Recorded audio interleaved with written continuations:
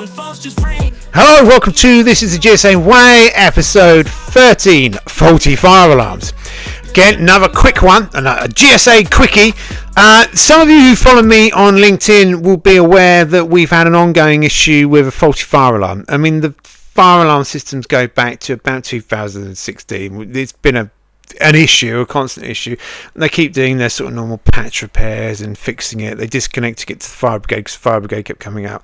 I'll provide some links in the description so you can get the background on it. But more recently, we've had this ongoing fault on the systems. I don't know what you call them, fire panels. And this has been raised on LinkedIn, and GreenSquareAccord have been made aware of it. We've sent emails, residents have sent emails, but we've getting more traction, and this goes back to why this sort of website was set up.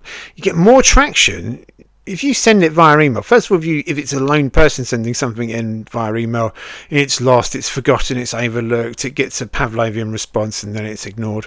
When you get a group of residents to send something in, you tend to get more traction. But if you really want traction, whack it online. And as much as they've gone to blocking me, Ruth Cook's blocked me on Twitter, that's the GSA way. Block, hide, block. But on LinkedIn, and again, they've made several efforts to have me removed from LinkedIn and have posts removed and have the website taken down. It's all about shutting down. When you've got this has been put on LinkedIn, and there's been lots of response. And thank you to everyone who offered support with this. You can just look at the video. It's still faulty. So we've finally, on the 8th of January, 8th of January is written, but we didn't get it until yesterday, so it took some time coming through. But that's not GreenSquareAccord, that's a Royal Mail issue. However, GreenSquareAccord could have emailed. Let's have a look at that letter, and then I'll do a response to it within that, so it doesn't get all ranty and ravey. Here is the letter response that we received from GreenSquareAccord about the faulty fire alarm.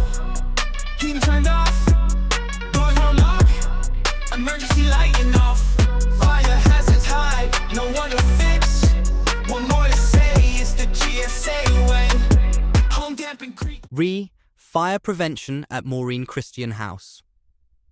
Can I begin by wishing you all a very happy new year? I understand that some residents have been concerned about the effectiveness of the fire prevention equipment and monitoring at the scheme, so I'm writing to update you about this. We can confirm that when your building safety officer visited the scheme on the 25th of November 2024, he identified faults showing on the fire panel. A job order was raised the same day, at the highest priority category, for our contractor to attend, identify and correct the faults.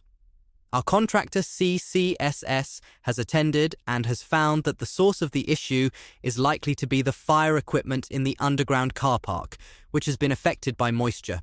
A job for this has been raised for the replacement of these sounder bases, and we are expecting our contractor to attend to this work on the 14th of January 2025. Whilst they are on site, CCSS will also do a thorough test of the whole system.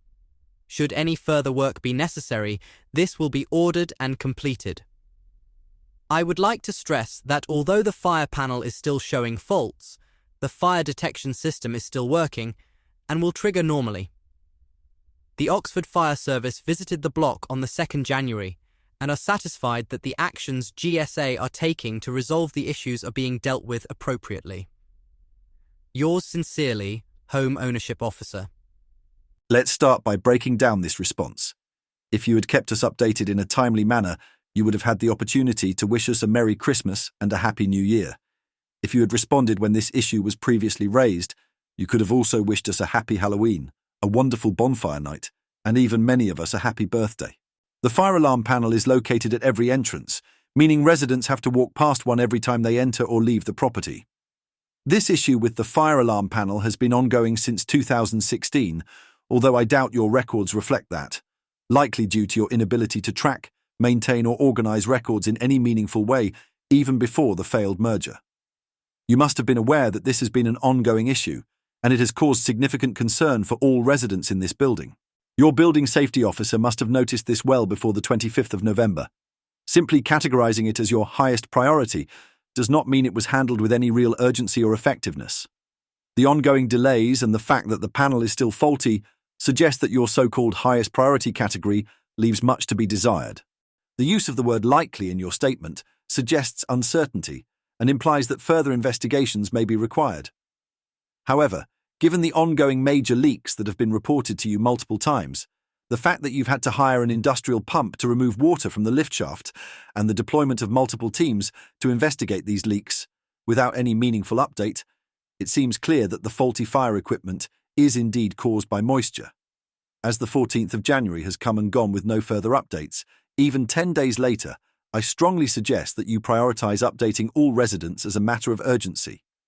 Perhaps it's time to consider creating an even higher priority response category for your team before we find ourselves waiting for yet another New Year's greeting. You're correct. The fire panel is still showing faults, and it's even held together with tape. This once again highlights GreenSquareAccord's inability to properly maintain the building and ensure the safety of its residents. There are no assurances that this fire alarm system is fit for purpose or capable of fulfilling its critical role. We are aware that Oxford Fire Service visited the block after concerns were raised by residents. However, we have no confidence that GreenSquareAccord is taking the necessary actions to resolve this issue. Quite the opposite. Given the complete lack of trust in your communications, any assurances you provide that Oxford Fire Service is satisfied with the investigation and your actions carry little weight. Additionally, could you stop referring to our homes as a scheme? While you may view them as a scheme for generating income through rent and service charges, you must remember that they are our homes.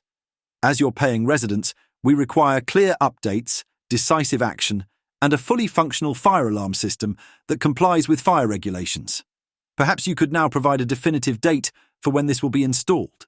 The letter from the Home Ownership Officer regarding fire prevention at Maureen Christian House begins with an attempt to reassure residents, but ultimately highlights significant shortcomings in GreenSquareAccord's handling of fire safety issues.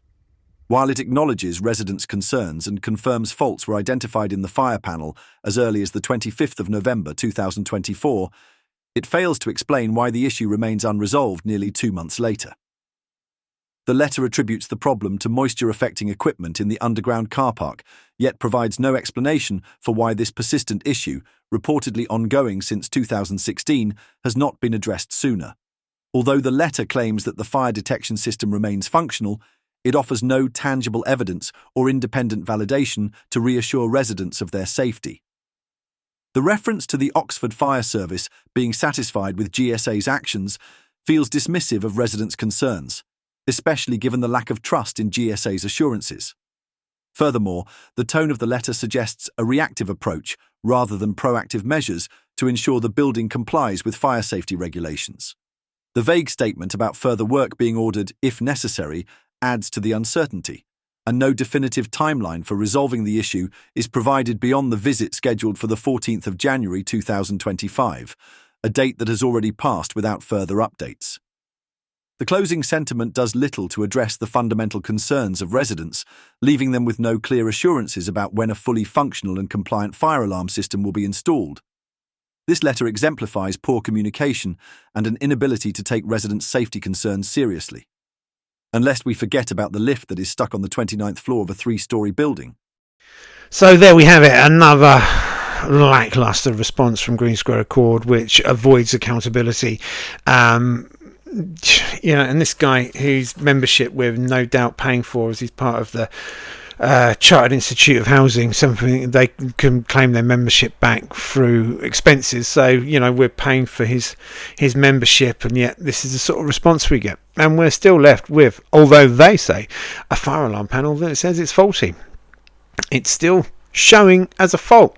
And the fire brigade came not because of GreenSquareAccord, but because of external pressure that was applied, thanks to the pressure that was applied via LinkedIn.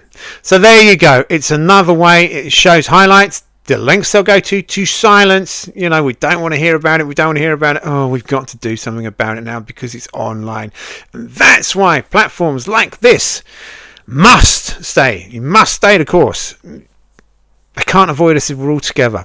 This is the GSA Way podcast, episode 13, Faulty Fire Alarms. Thank you very much. Never get